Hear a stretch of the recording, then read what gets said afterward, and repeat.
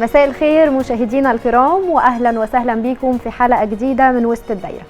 في البدايه احب ارحب بزميلي احمد. مساء الخير يا احمد. اهلا بيك يا اسماء، ومساء الخير عليكي وعلى كل مشاهدين برنامج وسط الدايره. هنبدا بجوله سريعه لاهم الاخبار حول العالم، وهنبدا جولتنا بالسياسه الدوليه والامن.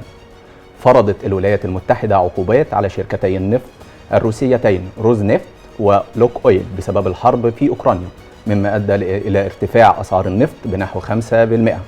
شركه النفط الصينيه اعلنت وقف شراء النفط الروسي استجابه للعقوبات الامريكيه من الاتحاد الاوروبي. اعلن عن تمويل جديد لاوكرانيا لمده عامين، ويدرس استخدام الاصول الروسيه المجمده لدعم كييف.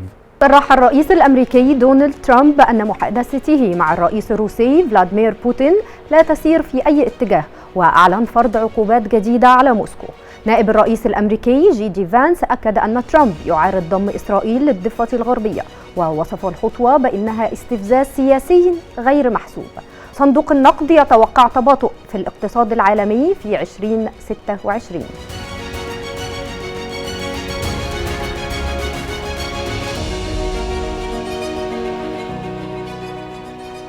قررت الهند تقليل وارداتها من النفط الروسي بشكل كبير.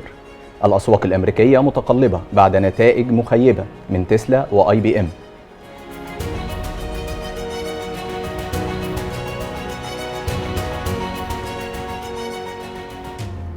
الصين تدخل في توتر جديد مع أمريكا بسبب صادرات الجينسينج من ولاية ويسكونسن. بورصة فولفو ارتفعت بنسبة 41% بعد أرباح قوية نتيجة خفض التكاليف. بنك إنجلترا يحذر من مؤشرات تشبه أزمة 2008 في سوق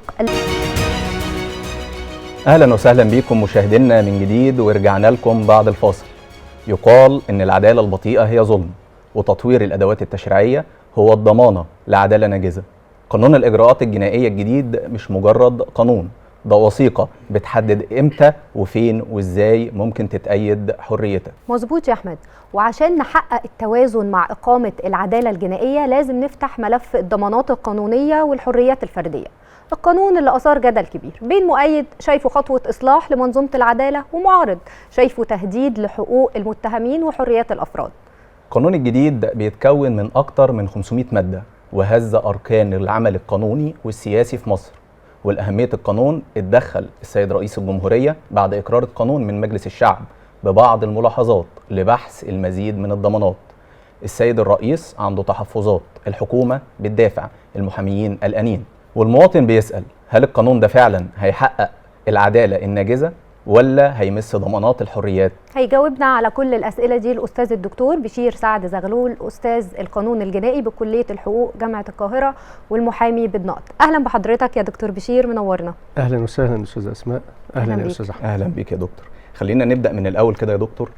إحنا ليه أصلا عملنا قانون جديد، خصوصا إن القانون الحالي حصل عليه تعديلات كتير؟ هل التعديلات دي مش كافية؟ وإيه المشاكل اللي كانت موجودة أصلا في القانون القديم؟ طيب، احنا القانون الحالي هو صدر 1950. احنا بنتكلم تقريبا 75 سنة حدثت فيها تغييرات سياسية واقتصادية واجتماعية، ثم تطورات تقنية تكنولوجية يعني كبيرة جدا.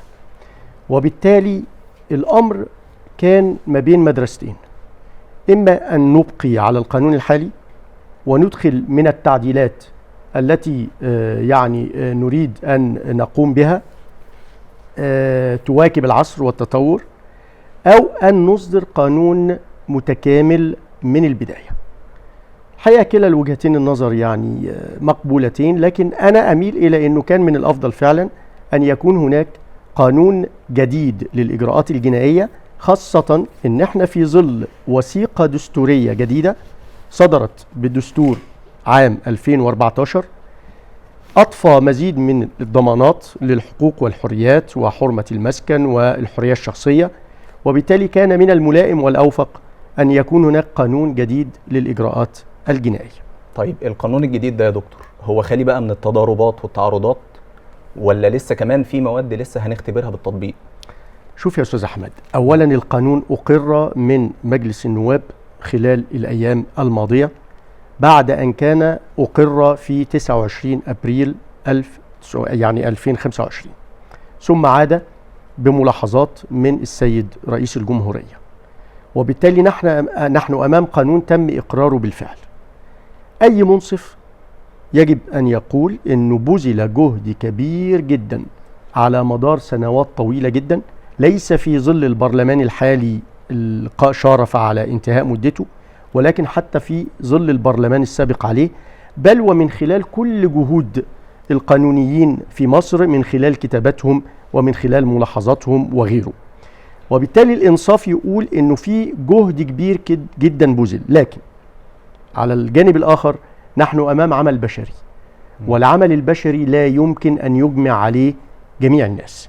بالتأكيد هناك ما زال بعض الملاحظات، هناك ما زال بعض التناقض وعيوب الصياغة، لكن في النهاية أمور يمكن تداركها مع التطبيق العملي ثم مع أي تعديلات قادمة.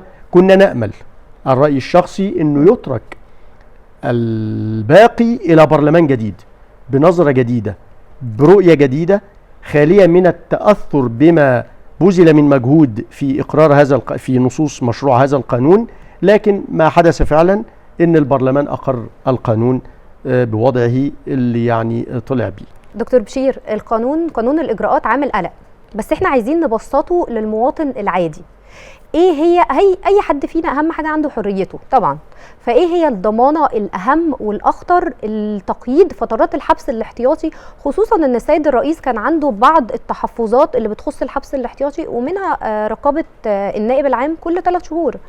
نعم، الحقيقه الخطاب الرئاسي اللي وصل الى البرلمان بملاحظات من السيد رئيس الجمهوريه تضمن امرين فيما يتعلق بالحبس الاحتياطي. الأمر الأول البحث عن مزيد من بدائل الحبس الاحتياطي غير ال3 بدائل اللي موجودة في القانون الحالي واللي تم نقلهم إلى مشروع القانون. نقدر نفهم المواطن كان موجود 3 بدائل للحبس الاحتياطي يستطيع المحقق أن يلجأ إليهم بدلا من أن يأمر بحبس المتهم احتياطيا. ال3 بدائل كان عدم مغادرة موطنه، عدم مبارأة اللي هي الإقامة الجبرية، عدم السفر إلى الخارج. تمام. لا دي مش دي. النقطة الثانية انه يعرض نفسه او يسلم نفسه الى مركز الشرطة في اوقات محددة. النقطة الثالثة انه لا يبارح موطنه يعني خلال مدة معينة. الحقيقة تم البحث عن مزيد من الضمانات، اضافة 4 ضمانات اخرى. تم اضافة انه لا يتعامل او يتواصل او يلتقي بافراد معينين، وده بيبقى حسب مصلحة التحقيق ونوع القضية، وإنه يسلم رخصة سلاحه وسلاحه، تمام، إذا كان يعني عنده ترخيص سلاح، وإنه لا يغادر منطقة جغرافية معينة إلا بإذن من النيابة العامة، وده بيسر على الشخص بدل ما يكون في إقامة جبرية إنه يقدر يخرج للعمل وغيره، تمام، وبالتالي ده بإذن من النيابة العامة. ثم وضعه تحت المراقبة القضائية الإلكترونية إذا توفرت تمام الامكانيات التكنولوجيه لذلك. وبالتالي اصبح عندنا 7 بدائل للحبس الاحتياطي بعد ان كان هناك 3 بدائل. لكن كمان رئيس الجمهوريه كان بيشير الى انه عشان نقلل من طول فترات الحبس الاحتياطي وتجديدها، كان بيعرض الامر على النائب العام في القانون الحالي بعد مرور 3 شهور على حبس المتهم احتياطيا. الحقيقه الاعاده اللي تمت اقرارها انه يتم عرض الامر على النائب العام كلما مر على حبس المتهم احتياطيا 3 شهور او 90 يوم. ده بيدي فرصه انه النائب العام ينظر في الملف مرة أخرى ويعيد النظر، اما يطبق على المتهم بديل من بدائل الحبس الاحتياطي يخلي سبيله، او يسرع باحاله المتهم الى المحاكمه وينظر موضوع امام القاضي، ووقتها يبقى قاضي الموضوع هو صاحب الكلمه الفصل في استمرار حبسه من اخلاء سبيله. طيب انما مدة الحبس الاحتياطي بالفعل تم اقرارها في القانون اللي في 29 ابريل، خفضت بالنسبة للجنح من 6 شهور الى 4 شهور حد اقصى، وبالنسبة للجنايات عموما كانت بتصل المدة الى 18 شهر صارت 12 شهر، واذا كانت الجريمة عقوبتها المؤبد او الاعدام بدلا من 24 شهر صارت المدة القصوى للحبس الاحتياطي 18 شهر. فده تخفيض كبير في مدة الحبس الاحتياطي، خصوصا ان في بعض المتهمين بعد الحكم بيكونوا تعدوا المدة بتاعه الحكم نفسه في الحبس بالظبط الاحتياطي. نعم، بيكون وده متعدد برضو المدة. من ضمن محاسن القانون الجديد انه اقر ما يسمى تعويض مادي عن الحبس الاحتياطي، ليس فقط تعويض معنوي بنشر حكم البراءة او الامر بأن لا وجه. ايه في هو جريدتين. تعويض المتضررين بقى عن الحبس الاحتياطي؟ بالظبط، اما تعويض معنوي، ده بيكون من خلال رد اعتبار للمتهم بان انا بنشر حكم البراءة او الامر الصادر بأن لا وجه لاقامة الدعوة الجنائية في جريدتين واسعتي الانتشار، عشان يمارس ثم حياته أضيف الطبيعية. التعويض المادي ونظم القانون الحالي اللي هو أقره البرلمان وفي انتظار تصديق رئيس الجمهورية عليه. تعويض مادي عن مدة الحبس الاحتياطي بإجراءات الدعوة اللي بترفع فيها أي قضية أمام القضاء. طيب التعويض ده فعلا منظم ومضمون؟ ده طبعا هيترك تقديره للقاضي، مفيش مبالغ محددة في نص القانون، وده أفضل لأنه القاضي هو اللي هيشوف في ضوء ضخامة الاتهام، المدة اللي اتحبس المتهم خلالها، هل أخلى سبيله بحكم بالبراءة ولا بأمر بأن لا وجه. فالأفضل أنه كان فعلا يترك تقدير مبلغ التعويض لقاضي الموضوع، وهذا ما تم بالفعل. إنما أقر مبدأ التعويض عن الحبس الاحتياطي في قانون الإجراءات الجنائية بعد أن كان في دستور 2014 فقط، ونعلم أنه الدستور نصوصه لا تطبق بصورة تلقائية، احنا محتاجين قوانين فعلية على أرض الواقع بالظبط كده من خلال قانون الإجراءات الجنائية. صحيح. طيب من أهم ضمانات العدالة يا دكتور هو حق الدفاع. حصل جدل كبير قوي بخصوص النص اللي بيتيح التحقيق في غياب المحامي في حالة الضرورة. أول حاجة، مين بيحدد حالة الضرورة دي يا دكتور؟ وبعدين هل خوف الضابط من ضياع الأدلة أهم من التحقيق في عدم وجود المحامي؟ شوف يا أستاذ أحمد، هذه النقطة الخلافية الكبرى اللي يعني أثارت الجدل الكبير جدا في مشروع قانون الإجراءات الجنائية وقت ما نوقش قبل إقراره في 29 إبريل، ووقت ما نوقشت ملاحظات السيد رئيس الجمهورية وقبل إقرارها من البرلمان. عندنا المادة 54 من الدستور حاسمة وواضحة إنه لا يجوز أن يبدأ التحقيق مع المتهم إلا في حضور محاميه الموكل أو المنتدب. إذن لو ما معهوش محامي بكل بساطة عشان نبسط للناس، النيابة تنتدب له محامي، لا يبدأ التحقيق إلا بحضور محامي. أقرت المادة 105 في 29 إبريل من البرلمان بما تتوافق تماما مع نص الدستور المادة 54. ثم لما أعيد مشروع القانون إلى مجلس النواب بدأ الكلام مرة أخرى عن المادة 105 والمادة 64. كان الخطاب الرئاسي الحقيقة بيتكلم عن عدد من المحددات. احنا ليه رجعنا بعض المواد لمناقشتها؟ أولا مزيد من ضمانات الحقوق والحريات، دي الإرادة الرئاسية. النقطة الثانية ضبط بعض صياغات النصوص لإزالة الغموض، تمام، وما قد يحدث لبس في التطبيق. ثم منح النصوص مزيد من الواقعية. هنا ثار الجدل، هل نعدل على المادة 105 لتتوافق مع المادة 64 اللي هتكلم عنها حالا؟ المادة 64 بتمنح مأمور الضبط القضائي المنتدب من النيابة العامة لمباشرة إجراء معين من إجراءات التحقيق، وليكن تفتيش منزل المتهم، إنه يباشر أي عمل من أعمال التحقيق واستجواب المتهم عندما يخشى من فوات الوقت بدون حضور المحامي. بدون حضور المحامي. إذن هل الإسقاط ده يتم على المادة 105 بحيث تتوافق في صياغتها مع المادة 64؟ هذا كان اتجاه داخل المناقشات. طب في الحتة دي يا دكتور مين بيحدد ان ده فعلا محتاج ان ما يبقاش فيه محامي؟ الظروف بتقتضي لكده. مين اللي بيحدد الضرورة؟ حالة الضرورة الإجرائية هي حالة إجرائية موجودة، بيترك الأمر فيها في النهاية إلى قاضي الموضوع. قاضي الجنائي احنا بنسميه قاضي المشروعية.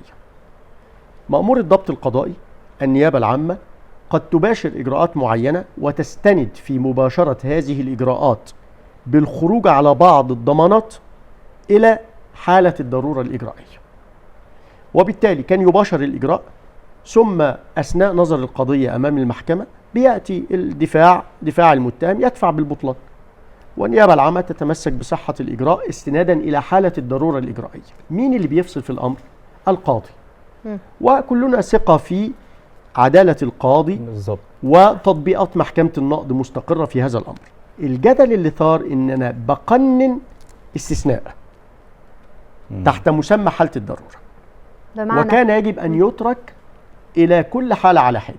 بمعنى أن قانون الإجراءات الجنائية الساري حاليا بيجيز للنيابة العامة أنها تباشر إجراءات التحقيق في غياب المتهم بل وغياب محاميه في حالتين: حالة الاستعجال وحالة الخشية من فوات الوقت وحالة الضرورة. والمتهم والمحامي ليهم حق ان هم يدفعوا بالبطلان في الاجراءات اللي لا، حصلت دي يطلعوا قدام على ما القاضي. تم في غيبتهم، وفي النهاية إذا أراد أن يتمسك بالبطلان أمام محكمة الموضوع يتمسك. مين اللي كان بيحسم الأمر؟ القاضي ثم محكمة النقض. تمام. الجدل الآن إن احنا بنقنن حالة الضرورة في نصوص القانون، وده يمكن اتجاه هو خلاف في الرأي لا يفسد يعني للود قضية، لكن في اتجاه يرفض ذلك، إنه النص الدستوري حاسم، لا يجوز البدء في التحقيق إلا بحضور المحامي الموكل أو المنتدب. وبالتالي المادة 105 اللي حصل عليها إنه أضيف الاستثناء اللي موجود في المادة 64 بعد ما أعيد مشروع القانون إلى البرلمان، فكأن الاستثناء هيبقى قاعدة. وأصبح إن النيابة أيضا تستطيع أن تباشر إجراءات التحقيق في غيبة المتهم إذا استشعرت أن هناك خشية من فوات الوقت. وبالتالي تمام، أنا هنا هتعارض أو يتعارض الصياغة دي مع النص الدستوري.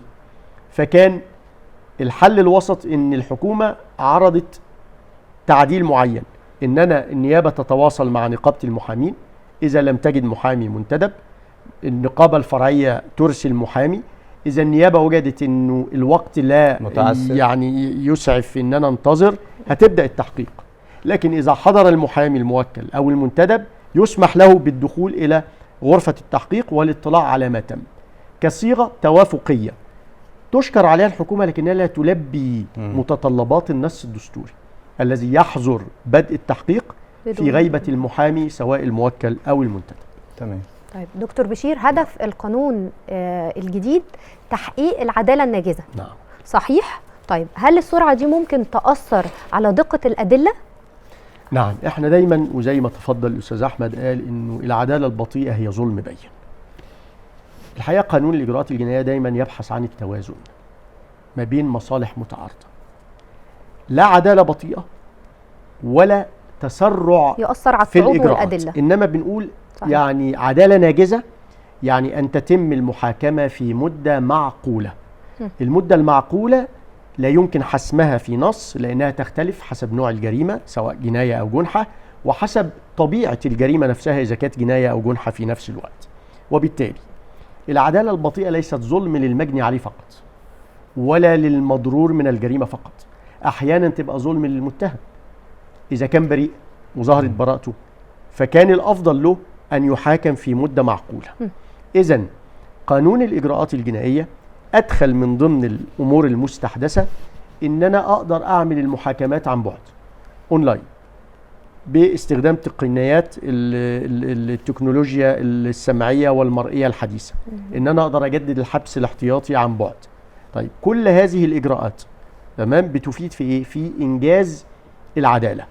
تمام. وبالتالي أنا بوفق ما بين المصلحة العامة في إقامة العدالة الجنائية وما بين التوازن مع الحقوق والحريات التي يكفلها الدستور ويضمنها قانون الإجراءات الجنائية بالضوابط والشروط المختلفة. طب وجود التكنولوجيا ده يا دكتور يعني هو مضمون أصلا ولا ممكن يحصل فيها مشاكل في البنية التكنولوجية بتأثر على سير القانون؟ يعني نعم. هل الوضع إيه دلوقتي؟ نعم، أولا لابد من وجود بنية تكنولوجية جيدة وإنترنت سريع الحقيقة. لكن لو بتتكلم على الدليل الرقمي، الحقيقة عندنا خبرات كبيرة جدا في مجال تقنية المعلومات، بيقدروا يتحصلوا على الدليل الرقمي ويتتبعوه بجودة وبكفاءة ومهارة عالية جدا تقلل جدا من الأخطاء.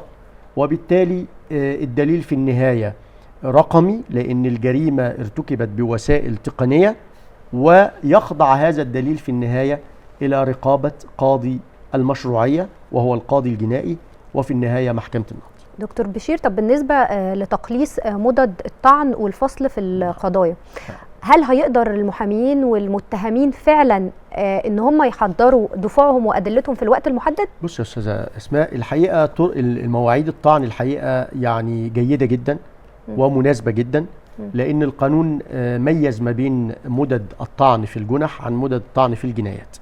وبالتالي المدد كافيه للمحامي الى انه يقوم بدوره، خاصه ان انا في الطعن بالاستئناف عموما في الجنائي انا اقدر اقرر بالطعن فقط، وخلال المده دي والمده التي سبقتها منذ صدور الحكم اقدر اجهز دفاعي في وقت معقول جدا ولا يسبب اي مشكله، وما فيهوش اي تعارض مع حق الدفاع ولا مع حقوق المتهم. بالعكس المدد معقوله جدا، مدد الطعن، والمحامي لديه الوقت الكافي ما بين صدور الحكم الى مده الطعن نفسها اللي يقدر يقرر فيها بالاستئناف في نهايه اخر يوم، ثم المده التاليه اللي هيحدد خلالها جلسه لنظر الطعن بالاستئناف. طب اخر سؤال كده يا دكتور عايز اساله لك، من اكتر النقط اللي الناس بتخاف منها هي فكره التفتيش. نعم. سواء بيوت، سواء مراقبه تليفونات، حسابات الكترونيه. هل القانون الجديد بيبقى اكتر حرص على حرمه المنازل والخصوصيه، ولا هو سمح بتوسع اكبر في المراقبه والتفتيش؟ شوف يا استاذ احمد، الحقيقه النقطه دي القانون الحالي والقانون الجديد مفيش اختلاف كبير قوي، لكن كان في مزيد من الضمانات وضبط الصياغات. انا هبسط لك وللمشاهد في فرق بين دخول المنزل وتفتيش المنزل. دخول المنزل ده عمل يستطيع ان يقوم به مأمور الضبط القضائي دون الرجوع للنيابه العامه في حالات حددها القانون القديم الحالي، وضبط صياغتها القانون اللي يعني مأمول أن يصدر من رئيس الجمهورية، وهو الدخول عندما يكون هناك حالة استغاثة أو خطر حريق أو غرق أو ما شابه ذلك. يعني حددها الغرض القانون. هنا إيه؟ أنا داخل أنقذ أرواح أو ممتلكات. لا يمكن أن أنا أكلف مأمور الضبط القضائي بالحصول على إذن من النيابة العامة، خاصة أنه داخل لغرض محدد ولا يبحث عن دليل جريمة، مفيش تفتيش. ننتقل للخطوة الأخرى، تفتيش المنازل وغيره من ما يتصل بحرمة الحياة الخاصة. هذا لابد من إذن من النيابة العامة، لدرجة أن حالة التلبس نفسها لا يجوز بناء عليها لمأمور الضبط القضائي أن يفتش إلا الشخص وسيارته إذا كانت في حيازته، ولا يستطيع أن يفتش المسكن أو المنزل إلا بإذن من النيابة العامة. يعني النقطة دي ما حصلش فيها اختلافات كتيرة عن ما فيهاش اختلاف كتير، لكن كمان أنا تستطيع النيابة العامة أن تفتش منزل غير المتهم. بمعنى أنه جد دلائل بتقول أنه سلاح الجريمة يخفيه المتهم في مكان آخر، في مكان آخر غير مكانه هو. تمام. هنا هناخد الإذن بالتفتيش مش من النيابة العامة، من القاضي الجزئي. إذن الضمانات بتتدرج تبعا لمدى المساس بحرمة المسكن، هل هو مسكن المتهم أم مسكن غير المتهم، ثم تختلف ما بين دخول المنزل وتفتيش المنزل على التفاصيل اللي موجودة في قانون الإجراءات الجنائية الحالي، وهي كانت جيدة جدا، والقانون المأمول صدوره وهي أيضا يعني جيدة، وبس مزيد من ضبط الصياغة لإزالة ما قد يعتري النصوص من غموض في التطبيق.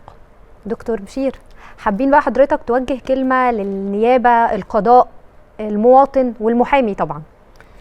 شوفي حضرتك، قانون الإجراءات الجنائية هو يعني يعتبر أهم قانون بيمس حياة المواطن اليومية، لأنه بيمس حريته، وبالتالي صحيح. نجاح هذا القانون هيتوقف مهما كانت ضبط الصياغة للنصوص على التطبيق. التطبيق هو فعلا زي ما حضرتك قلتي بيشترك فيه النيابة العامة اللي كلنا ثقة فيها بتمثل سلطة التحقيق الابتدائي، وثم تحت رقابة قضاء الموضوع، ثم محكمة النقض. المحامي الحقيقة بيقوم بدور مهم جدا في كشف جانب من الحقيقة، دوره مهم جدا ولا يمكن الاستغناء عنه، ويجب أن ينظر إليه أيضا بأنه دور بناء وليس يعني دور سلبي في تعطيل الإجراءات وغيره. بالعكس، المحامي بيضمن أنه الإجراءات تسير في إطارها الشكلي اللي رسمه قانون الإجراءات الجنائية قبل إحالة الدعوة إلى محكمة الموضوع. دكتور بشير، بشكر حضرتك شكرا جزيلا، أستاذ دكتور القانون الجنائي، على شرحك المبسط لقانون الإجراءات الجنائية الجديد. في النهاية القانون هو نص، لكن طريقة التطبيق هي الأهم. شكرا ليك يا دكتور، وشكرا ليكم مشاهدينا الكرام، ونلتقي في حلقة جديدة إن شاء الله.